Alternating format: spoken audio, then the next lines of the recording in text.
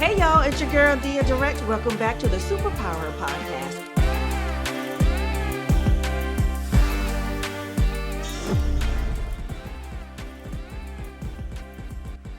I really almost lost my life that day because I remember it was chaotic that day. It was so chaotic that day. What happened, Tanya? He was talking a lot. He was screaming. He was throwing things. He was throwing things at me. He was hitting me with things. And I was like, this isn't going to be good. And he had already told them that he was so frustrated with me that he just wanted to choke the life out of me. That's how he was going to kill me. He told me he's going to choke the life out of me. And why was he frustrated with you? Because things weren't going the way he wanted them to go. That's what he said. She's not following the rules. She's not, it's just chaotic. And she needs to do what I tell her to do. And they were telling me, like, you need to do what he tells you to do. And this is normalized. Yeah, it was normalized. And I was just And there's a whole system of people, yes, group of people who agree with this behavior. Yes. To a child. And were there other children in this church or community? Yes. Who seemed like they were going through the same thing as you? I knew they were going through abuse. I knew it was a lot of abuse happening. Like, I knew it was a lot of domestic violence that was going on. Because in that church, women are to be quiet. We couldn't wear, it was Pentecostal. So we couldn't wear pants, we couldn't wear makeup, we couldn't wear jewelry, we couldn't do anything.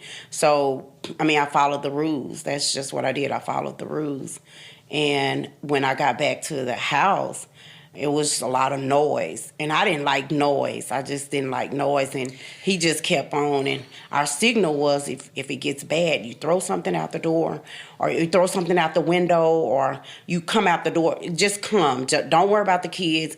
I will take her down. I'll call the police. The police had been there many a times. To the house? Yeah, but they didn't know. It was domestic violence. So they saw y'all as a couple? Yeah, because basically they just make somebody leave. Back then, when domestic violence was happening, they just make the person leave. And they would just make him leave. He would go to the church and sleep, I guess. And then he would come back the next day. Okay, so if he left, though, and I know this is a logical question for an illogical situation. The police didn't ask you questions? No. They didn't notice that you were a child? Mm-mm. No. It was domestic violence. And when they would make him leave, nobody checked on you? No. She did. I get why you didn't go. First of all, you had little children. Yeah. And I was scared of them taking my kids away, too. I wasn't gonna say anything. Yeah. I didn't care. Yeah. As long as they didn't take my kids, because they were my reasons for living. They were my reasons for breathing. They were my reasons for everything, and my reason for making it. And when that day, she was motioning for me to come out the window, and I was just like, I don't want to leave my kids. They were screaming and hollering. They were crying, and I had always told her, like, if he kills me. I knew how to lock my kids in the back room, and the key, I gave her the key. So if anything happened to me, get my kids. Just don't let anybody have my kids.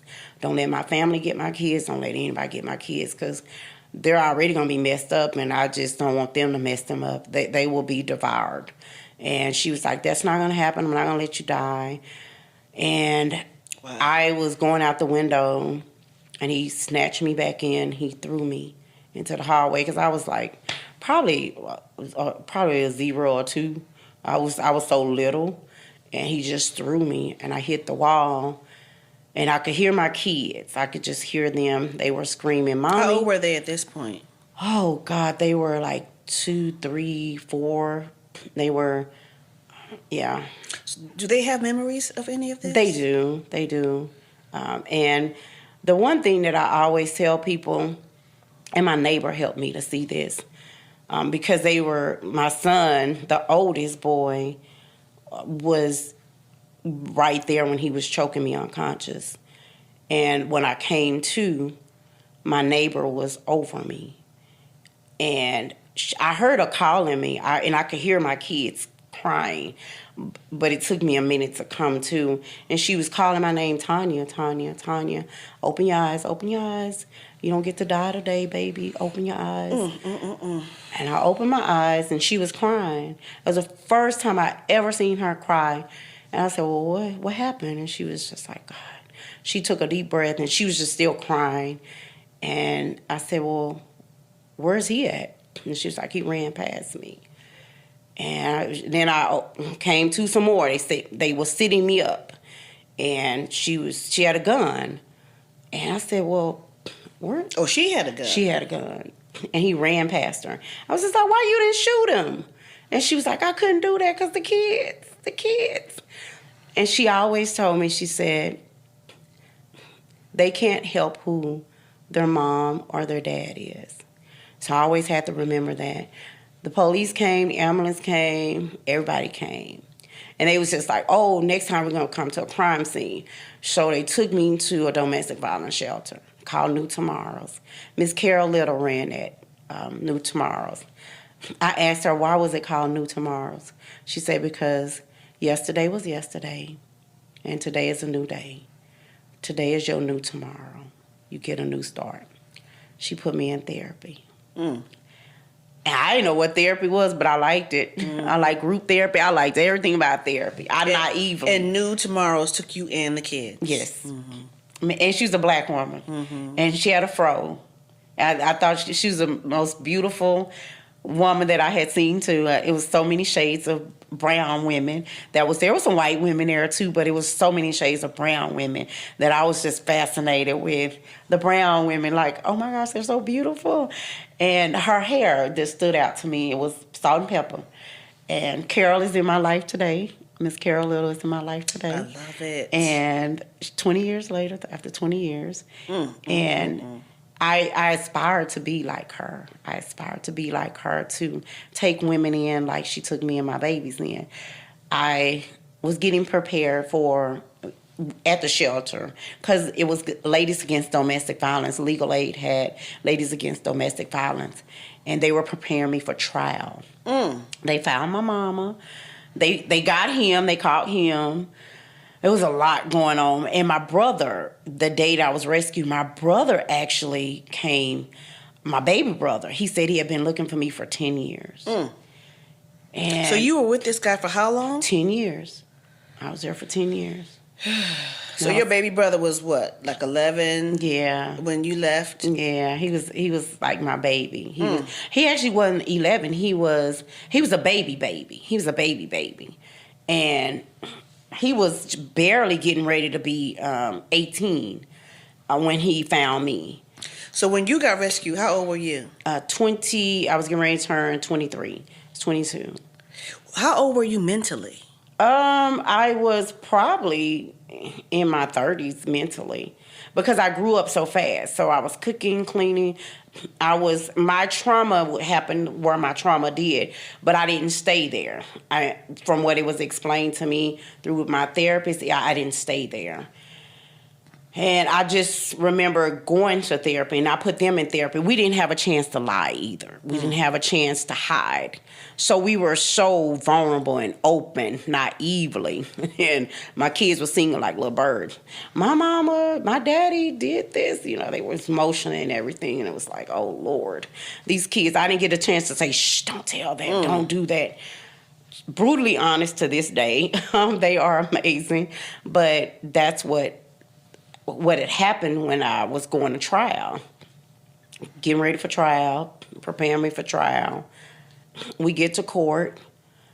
It was in November, 1996.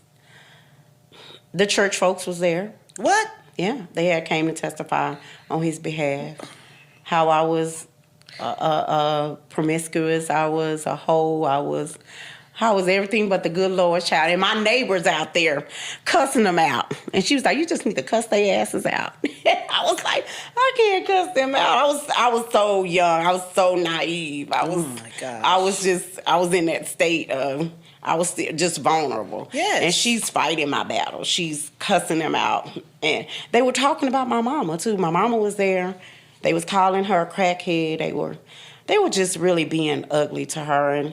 And I was just like, now, I know what she is. Everybody else knows what she is. But you don't get to talk about my mama. But you don't get to talk about my mama like that. And she was, like, my neighbor was defending, like, everybody. And you know, she was just like, no, she cussed them out. She cussed the first lady out real good, and I was so glad. She cussed her out real good, and she told me I should cuss her out too, but I didn't know how to cuss. So I know how to cuss now. Sound like you learned. I learned that these girls taught me how to cuss. And I remember the judge clearing the courthouse because it was so noisy. And I was cried out. Everybody's crying. My neighbor's crying. The lawyers are crying. My brother's crying. My mama's crying. I'm not crying because I'm immune to a lot of pain now. I just want everybody to stop crying. Mm-hmm. And then the judge took a break, and then he come back crying. I'm like, why the hell are you crying? So I'm just thinking they're going to get it. And he's like, I'm so sorry. The system failed you. School system failed you. And today I have to fail you. What you talking about? What? Yeah. Statute of limitation had ran out that day. November the 27th, 1996. I had turned 23 years old. He went from 13 to 23. I can't. Not 14 to 23, but 13 to 23. And I was looking I didn't understand. He issued my protective orders. And then he was granted visitation, supervised visits. I cannot. And I walked out of court. Now I'm mad. Because I'm Where do you live at this point? I was in a shelter transitioning to a low-income apartment because they're helping us to get housing. And he has parental rights for his children. Yes, because those were his children. How does that work? Because the state of Texas said that. You know. So I had to supervise visits. He appointed his sister to be the supervisor. And he gets to appoint who the supervisor is? Mm-hmm. Yeah. And I'm mad now. I'm mad. He gets to appoint who the supervisor is? Yes. Not you? Not me. Not the court? No. Wow. He appointed his sister as the supervisor, and I'm mad. I didn't really even know what mad was, but I was hurting and I was mad, and my neighbor was crying, and she had drove me down there, and I was like, oh my God, like so no consequences. No consequences. Issue protective orders. He didn't get any kind of consequences. No, none. Neither did my mom. He was trying to get him on statutory rape. He was trying to get him on rape. He was trying to get her on abandonment, endangering a child, abandoning a child, everything he could think of. But that day, November the 27th, 1996, when I turned 23, is when. So this is the day that they decided to follow the law. That day they took me to court. They didn't know. I'm just saying the irony of it. The system failed me. And I just wanted revenge then. I actually asked her to drive. I said, can I drive your car? And she was like, you don't even know how to drive. I was just like, well, she said, what do you want to drive for? And I remember it was raining that day. I remember it was raining that day. And I just wanted the noise to stop. And I said, well, can you drive? And she was just like, yeah, I'm driving. I'm not going to let you drive. You don't know how to drive. And she's like, well, why do you want to drive so bad? I said, well, because I just want you to accidentally run them over. They're walking across the street. I just want you to accidentally run their asses over. And we'll go back into court. And I didn't do it, folks. We didn't do it. And she was just like, no, you got to pull yourself up by the bootstraps and you just got to go on. You got to raise your children to the best of your ability. You just got to do it. And I was like, how do I do that? Just what do I do? And she was just like, baby, we'll make it through it. And I was so confused. And I went back to the shelter. Miss Carol and them, they were there to comfort me. They were there to help me. But I still was not understanding. I was just like, so nobody's going to jail. There's no consequences. And he gets supervised visits. He's going to torture me. And that's just basically what he was doing. He didn't follow those rules. They did not follow those rules. So he came to your apartment? Yeah, he would come to my apartment. He would sit outside my apartment. He would sit outside my house. And I would tell the kids, like, don't let him in. But they were kids, and they didn't understand. So I remember one time I came home, and he was sitting in the house. And I just had to, get the kids, like, oh my gosh, like, what am I gonna do? And I picked up the phone. I was like, I'm calling the police. And, he was like, you couldn't wait to do that, huh? And he walked out. And I was like, what the hell? And I was just telling him, this protective order isn't working. It's just not working. So I need help. I need help. And it was basically like, there's nothing we can do. There's nothing we can do. So tell me how you transitioned from that part of your life into where you are now. Just with my neighbor. She's so wise because I was harboring a lot of unforgiveness. And I wanted revenge on everybody. Of course. Except for my mama, because I just wanted a mama. I still loved her. I was trying to have a relationship with her after everything settled, and I was trying to I wanted to love her. I just wanted to love her. I wanted her to love me. And I remember my therapist was saying, you got to cut the ties that bind. Because she will never love you like you need her to love you. Yeah. I didn't understand that because I just want a mama. Yeah. And I remember the day that I cut the ties that bind. She told me that I had bought her something and she was like, bitch, I don't want that. I don't want that. Give me the money. I was like, I'm not giving you any money. And she said, well, I want this shit. And so I took it back. And then she called me, and she was just ranting and raving. I was just listening. And she said, bitch, I should have cut your fucking throat when you were born. Oh, my God. And that was it. I couldn't breathe. I didn't know what to say. I called my neighbor, and I couldn't breathe. And then, back up, my brother was killed 10 months after. The one that was looking for you? He was killed 10 months after. And then I had nobody. And she told me that, I was like, whoa. And my therapist said, you got to cut the ties that bind. And my neighbor said, breathe. Like, kids, okay? I couldn't breathe. And then I cut the ties that bind. And she said, baby, what did that look like for you? And how did that... I had to forgive her where she was. Yeah. And she said, baby, you can keep harboring all this unforgiveness.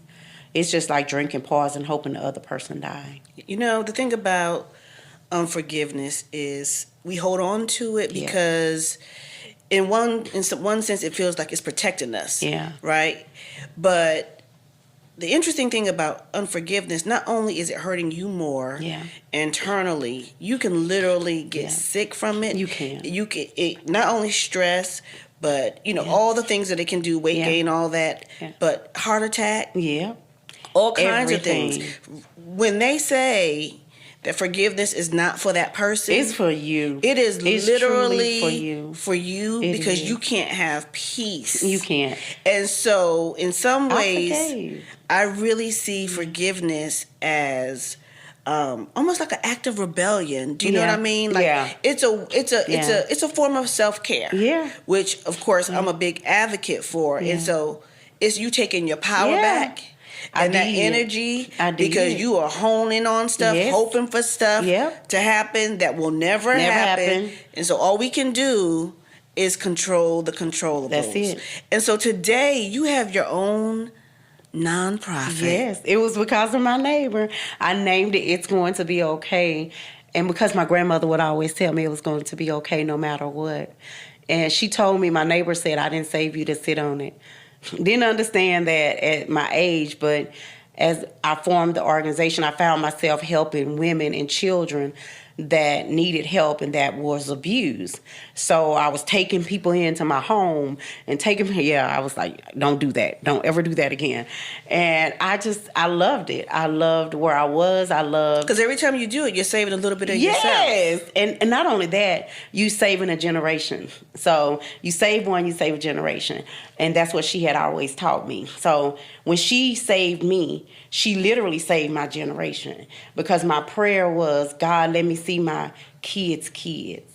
Let me see my grandkids and I'm a grandmother of 5 today. Oh, wow. And that was my prayer. That was my prayer is I wanted to see my grandkids. I wanted to be able to love them in a healthy place, in a healthy space. I see you welling up. Oh, yes. I am just, oh my gosh.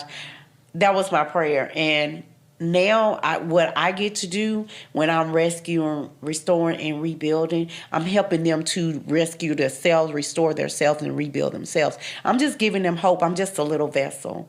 I'm a vessel being used. I was saved to serve. I survived to serve. And that's what I love to do. When I get to see them graduating college, when I get to see them loving their children in a different way, that's why I do what I do. That's why I do it every day. I am boots on the ground in the trenches. I provide housing. I provide therapy. We provide all the wraparound services that they need to get a great start, and they don't have to go back. The program is 2 years, so we house them for 2 years, and then they're required to save at least $16,000 to $20,000.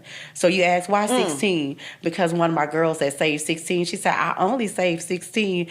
Girl, and amazing. They have amazing journeys and stories. And it just does my heart good to see them.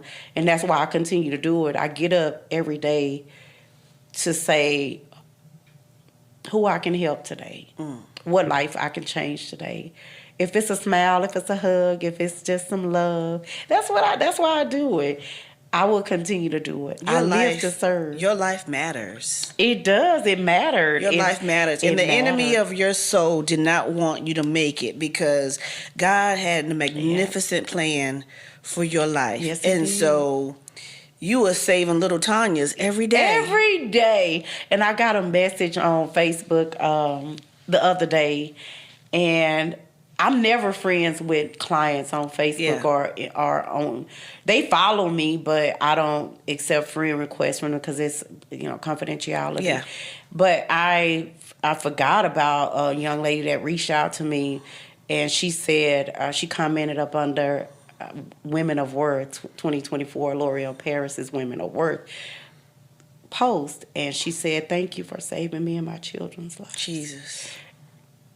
Because I helped her to leave the state. And sometimes I see them and sometimes I don't see them anymore when I give them to somebody else in a different state. And she literally said, "You literally saved our lives and I'm doing amazing." And I had to go back and look at the thread of the Facebook, when she inboxed me. And it was her and five, 6 kids. And she literally left with the clothes on her back. I remember meeting her at the Greyhound station.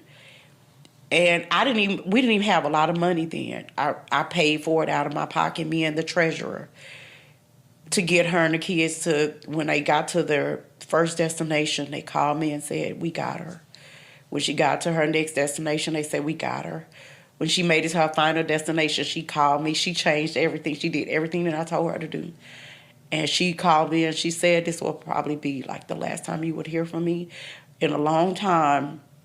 But I like where I'm at, and I'm going to make it." The twins are 11 now. The twins are 11. Her daughter is aspiring to be a lawyer. Oh. And that's my whys. Because sometimes I be going, "Girl, why the hell do you do this?" And, housing and doing all the things that I do. And one of my other clients texted me and she was like, "I put you down as my advocate and as my contact person, my emergency contact." And she said, "I love you so much. Thank you." She came from Indiana. I can say that. She came from Indiana. She was in 30 foster homes before she got here. 30 foster homes. And was abusing all of them. Oh, my God. And I was there when her, this last son was born. Lord, I could be a doula. I was a doula. Just the journey of it. How do you find them? How do they find you? They find me through social media. I work with law enforcement. I work closely with Homeland Security.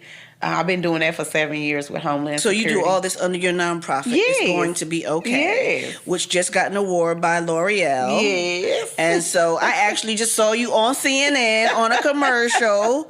So all this work that you've been doing behind closed doors, unsung work that started at 13 years old from your own story has led you to now. How many women would you say you've rescued at this point? Hundreds and hundreds. And I've educated millions. Just saved and helped hundreds of women and children. Oh gosh, I have files. Because we do intakes and we have to keep those files. And man, I was going through the files the other day and I'm like, gosh, we weren't even finished counting. Wow, it's life-changing. It is. But I love it.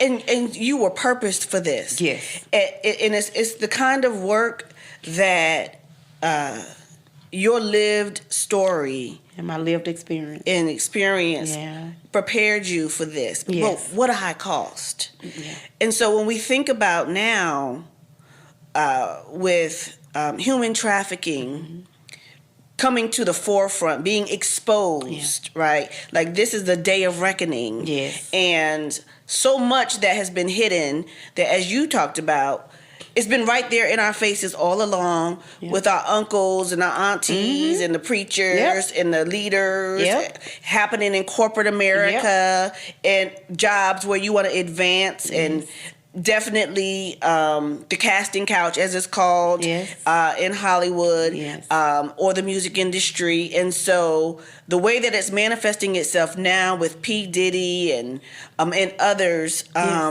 is new to some, but not to you. No. And so for people who don't understand how this could happen to an adult, walk me through that just a little bit. How are adults getting themselves in this situation? They don't get themselves in a situation. They came from a situation that propelled them to be in that situation. Make it plain. So it's poverty. It's our communities. Like you said, Uncle Bobo been molesting girls and women in his family for generation after generation, 10 generations, 7 generations. So if it's happening in your household, you've been abused already. This is what you know. And we attract what we know. We only can do what we know. Yes. You know, it's just like saying to somebody, you're not in a good relationship and you've never seen a good relationship. You've never seen one. So how can you? You're not alarmed. You're not alarmed when, let's say, a perpetrator comes to you. Nope.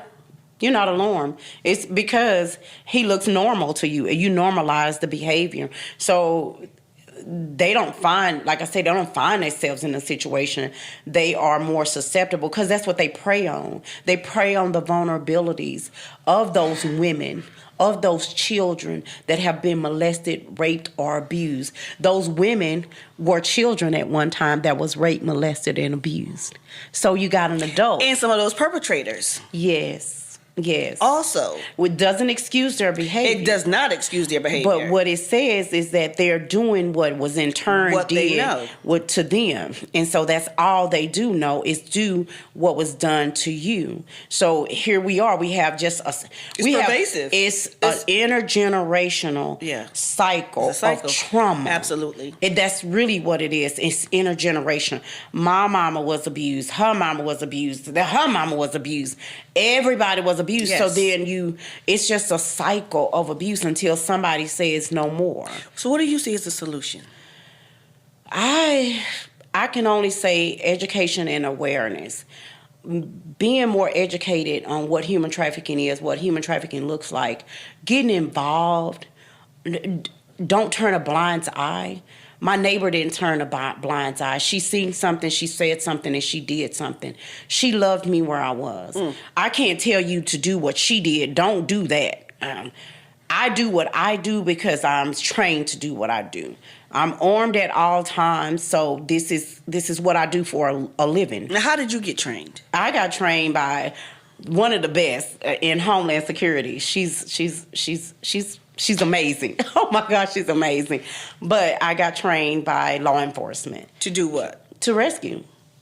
I was doing it on my own. Is there a program that people can get involved in? I wouldn't say a program. You just got to be in the end. Okay. You got to be in the end. And I was in the end when a lot of people don't like to house. A lot of people don't like to rescue. They like to do the resources. And I do the resources and house and rescue.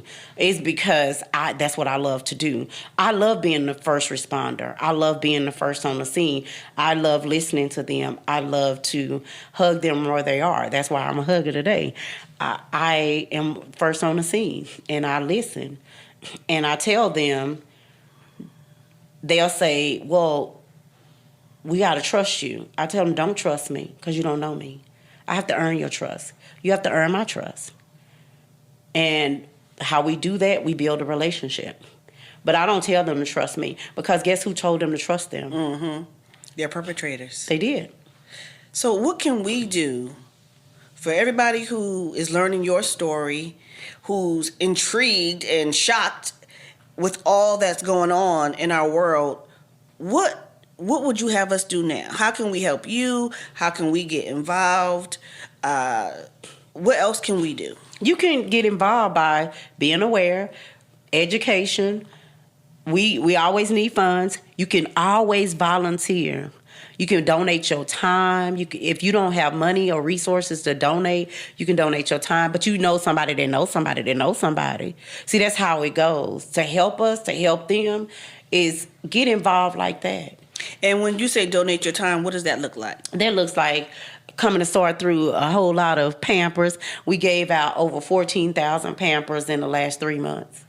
And that's just to our community. That's to our girls. That's to people in our community. You can come out for the community engagement days that we have to serve our community. To serve our community, we always need volunteers. We need your monies. We're not trying. We're going to build Sarah's Village. So that's part of what L'Oreal revealed is Sarah's Village is what we're going to build to house up to 40. We don't have to house up to 40, but I want them all in one central location so we can continue to provide. So you're raising money to build a facility called Sarah's Village where women can and their children can live for how long? 2 years. For 2 years. 2 years plus because it takes longer. So we don't kick them out. We don't make them leave. What we say is when you're ready. So we'll also have units on site to when if they're not ready to just be on their own, they go to one of those units with their children until they're ready to just be on their own. So you're kind of weaning them. Yes. So, but I also know that for security reasons, when you say just come and show your time, give your time, you will be screened real hard. Okay. You will go through a real rigorous background check, and it's not just coming from us, our organization, but Homeland Security will run a background check on you too because we have a lot of Homeland Security women and children that we take in, their families. So we are very, very careful about who we let in and who we let come and volunteer with us as well. And so your organization, for people who want to donate right now, because we should. Yes. Where do we go? Go to my website, www.igtbok.org. And everything's it will be right okay. It's going to be okay. It's going to be okay. Yes. .org. Yeah, igtbok.org. Yes. Got it. Say one more time. igtbok.org.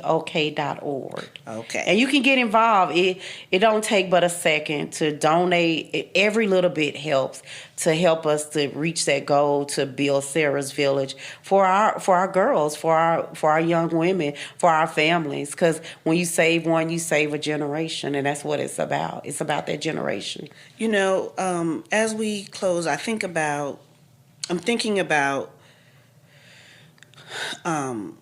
Diddy's children. Mm-hmm. And again, Diddy is just one example of many that will probably be revealed that will never be revealed because they're not in the limelight. Yes, ma'am. But the children are still left with the residual emotional effects of what not only happened to victims, but then the legacy of their parent. Yes. So, as somebody who's lived that life, how are your children doing? And how do they negotiate who their father was to you? Well, I was told like this, through therapy and through wise counsel. I didn't tell them that they had to love me and hate him, because that's still their father. Can't do it. And I just let them determine who he was, what he is, and everything on their own. Do they see him? I don't know. I don't get in their business. They're grown. They're doing good. Like I said, I'm a grandmother. They all graduated at the top of their classes when they graduated high school, college, and Army and Navy. So they are productive members of society. Now, do they have their problems? Yeah, they're always going to have their problems. Like Diddy's children, they will have their problems. They're all going to have their problems. But it's up to them now to take their own responsibility of their problems to their own therapist. I paved the way, but it's up to them now. But you can't, they're always going to love their parents. That's not going to go away. And I didn't tell them he's this, he's that. I never did that. Because I would have been looked at as the villain, and they didn't get a chance to distinguish what really happened. You're better than most, Tanya. I know. And because there are some people who constantly villainize the other parent. But I didn't. I couldn't. And you are to be commended for that. And so I will say this. I am grateful for you sharing your story with us. Thank you. I'm grateful for your life. Thank you. And your legacy is happening in real time. Yes. Congratulations. Thank you. Thank you, L'Oreal. Yeah. Congratulations on the L'Oreal Award and all that are to come. Yes. Your life matters. Yes. And for all of us who've experienced trauma and drama in our lives, my personal motto is make your pain pay you back. Yes. And you epitomize that. Aww, and so with this podcast being about women of power and women with powerful stories testifying, we talk about tapping into your superpower. Yes. What's your superpower? Hope. Giving hope. Just, that's it. Giving hope. Giving hope. That's my superpower. It's hope. I hope you all have been encouraged. I know I have. Thank you. Thank you. Thank you. Okay, I don't know about you, but whatever you've been going through, whatever you've been complaining about, whatever your challenge is, after hearing Tanya's story, you know what I want to say? It's going to be okay. It is going to be okay. And one of the ways that we make sure that regardless of what it is that we're going through, just like with Tanya, that we get therapy, that you continue to get help so that you don't continue the cycles of your own trauma. What an amazing story. What an amazing life. What an amazing legacy. I would say that she's strong, but Black women have been so strong for so long, for too long. She's resilient. She's a champion. She's a hero, our hero. And I want to use this story as motivation for my own life to do more, to do better. And I hope that you'll do the same. I hope that you'll get involved. I hope that you'll support her organization or organizations like that. Because we can be a part of the solution of helping somebody, in fact, be okay. Listen, subscribe to this podcast, the SuperpowHer Podcast. Tell somebody about this episode, and let's keep this conversation going. Because we are the space and the place where women of power and women with powerful stories testify. I'm DeyaDirect.